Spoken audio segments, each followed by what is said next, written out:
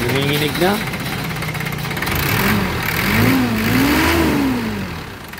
Pag malamig, Oh. hindi mo pwedeng mamatay. Pag malamig, pag bago start, Umiinit naman ang makina, namamatay ano, nagwa-wild. nagwa-wild. Pag malamig ang makina, namamatay.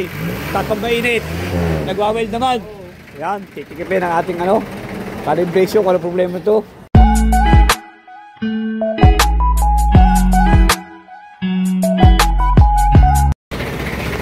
Yan ko jalan.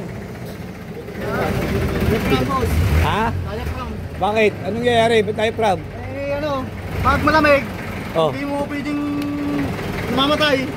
Pag malamig, pag bago start, Umiinit naman ang makina, namamatay ano, nagwa-wild. nagwa-wild. Pag malamig ang makina, namamatay. Tapos pag mainit, nagwa-wild naman. Yan, titikipin ang ating calibration kung ano problema ito. Sala sa lamig, sala sa init Sana sa lamig, sana sa init. Aba, wala. Parang Vilma Santos sa Christopher De Leon yata yun ha. Sala sa lamig, sala sa init. Pag malamig, namamatay.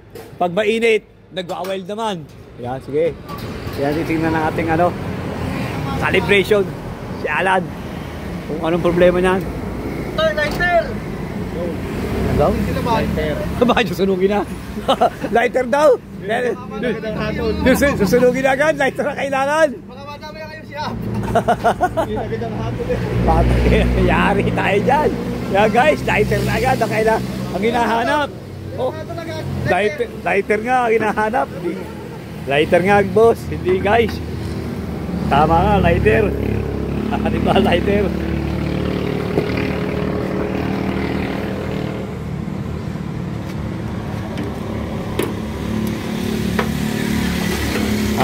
Hindi mahugot. New. Butas. Ha? Butas. Butas. Ganon? Nalaman mo agad?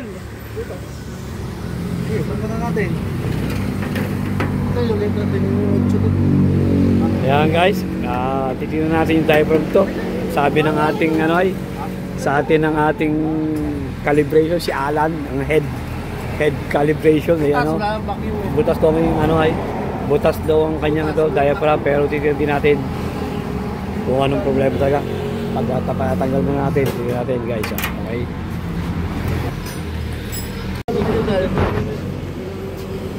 Ay, puto. Housing ng diaphragm. Yung injection pa, yung pagkakapital. Ayan guys.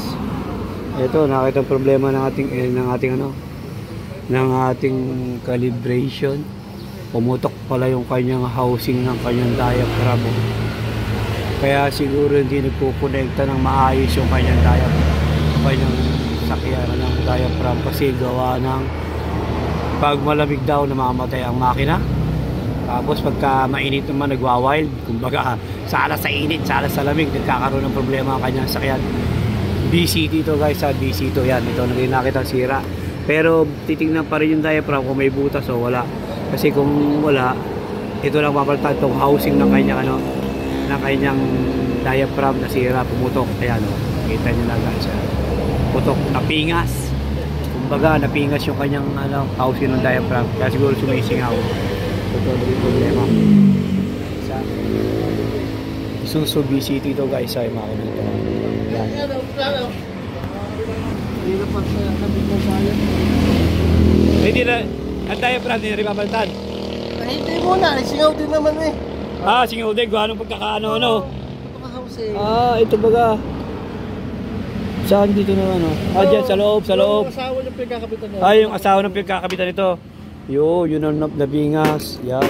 Kakabit na lang muna uli daw guys. Siguro kaya hindi namamatay dito singaw na singaw Oo. Wala ba? Kaya sumasalo sa pagmalamig singaw pingas yung pinagkakabitan ng kanyang yung kanyang kaulam yung tinanggal na natin na yun. Yung kaulam noon, yung pataklob. Yun ang may problema, pingas. Kaya siguro sala sa init, sala sa lamig. Pag malamig, namamatay. Pagka mainit, nagwa-wild, nagwawala. Yun guys, baka experience kayo ng ganyan guys. Yung gano'n, yung pala pingas yung kanyang yung kanyang lagayan ng diaphragm, pero hindi mo na ipapagawa ng may-ari, medyo kulang sa budget, medyo mahal yung housing ng housing ng kanyang diaphragm. Sa diaphragm makakabutin daw ng medyo higit kumulang 5,000 hanggang 6,000, kaya hindi mo na ipapagawa ng may-ari, mag-iipon muna, hahanap muna ng budget. Yan guys, pero at least kahit paano guys, sana may nakuha kayong tip o idea man lang para sa share na yung video ito, kasi kaya pag nakaraos kayo ng ganyan na nagwa-wild, yan baka maka-experience kayo ganyan guys, sa umaga namamatay pag malamig, at pag mainit na nagwa-wild naman. Yan ang problema niya, singaw. Pag singaw ang inyong housing ng housing ng inyong diaphragm, yun ang magiging problema nito guys. Baka maka-experience kayo ganyan. Tip yun ang tip guys, maka-experience kayo lang singaw na yan, kinakabit ulit guys. Kaya po ito kaya sa pagkakabit. Anong posibilidad na nangyari yung guys pagkakaano yun? Pagkakabit boss. Pagkakabit ulit, baka sobrang higpit o ano? Ito ikaw kasi gano'ng ganyan. Siguro hindi lalapat. Hindi inilalapat talaga. Hindi. Siguro napasagad ng lapat Hoy! Yung guys, so Nagkamatulog siguro sa lalim. Hindi ko may kabit yung, sa baba. yung ibang gawa nito medyo Kabit sa lalim. hinapit ang gusto, ay hindi naman talaga sinahapit kasi medyo Hindi natin makukuha namin. may ano ng konti, may agwat, ay siguro hinapit ang todo, kaya siguro pumutok yung kanyang kaulam, yung kanyang housing ng kanyang ng pantay ang labang. kaya nga gano'n tabing ngayon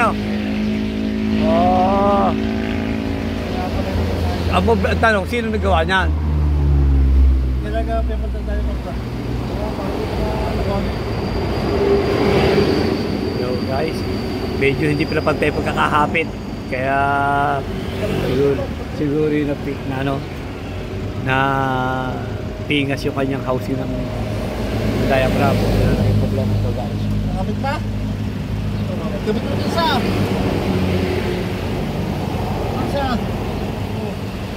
Ay, kinabit ko yung sa may kaliwa.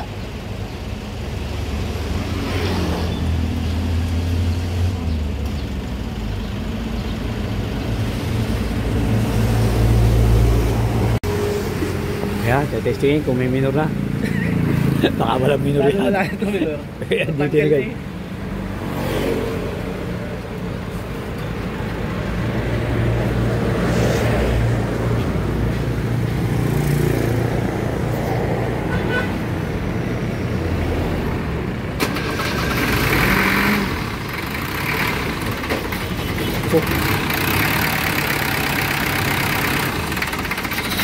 Kaya nanginginig na.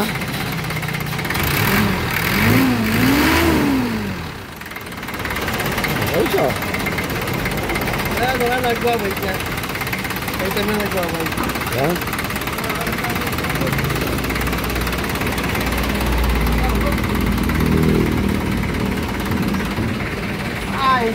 Ayos na. Ha? Ayos siya oh. Eh, mainit ang makina eh. Pagkaya mo talaga eh. Mamatay. Ganon. Umaga.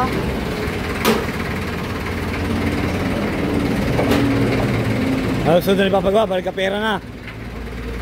Okay guys, sunod na ipapagawa. Ulam ka dito eh. Ha? Ulam. Ulam sa budget. Yan guys, nagagabit naman guys. Kanyang diaphragm na itakbo pa yung housing. Yan guys, sana subscribe nyo kami sa aming YouTube channel, MBTV. Pa-like at pa-share na rin guys. At i-notification bell para laging updated kung i-share na yung video at tapos guys. Yan guys, thank you for watching. God bless you all guys. Thank you.